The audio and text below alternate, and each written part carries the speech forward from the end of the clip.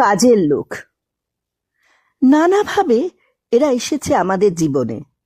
কেউ ক্ষুধার তাড়নায় অসহায়া, কেউ বা পিতৃবিয়োগে সদ্য স্বামীহারা, কেউ কেউ বা স্বামী পরিত্যক্তা, আবার দারিদ্র্যে অপারগ নাচার পিতামাতার অনুরোধে কেউ।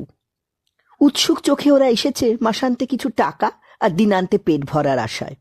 পরিবর্তে যে ভালোবাসা দিতে পারেনি একান্ত আপনদের, তাই তারা উজাড় করেছে প্রবাসী ছেলে মেয়েদের জন্য। আমরা কখনো এদের দেখেছি রুমা, কখনো গৌরী, শ্যামলী, বুড়ি, পঞ্চমী, হিমানী, সবিতা, কাজল, কখনো বা শিখা, সাবিত্রী।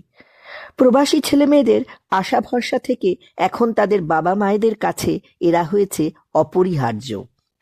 সকালের জলখাবারে, সপ্তাহের রেশনে, রান্নার বাসন পরিষ্কারে, সময় মতো বাতের ওষুধ এগিয়ে দেওয়ায়, হঠাৎ অসুস্থ হলে ডাক্তার দেখায়, আর সপ্তাহে একদিন টেলিফোন এলে উৎসুক বাবা মায়ের হাতে এগিয়ে দেওয়াতে সর্বত্রই রয়েছে ওদের হাত।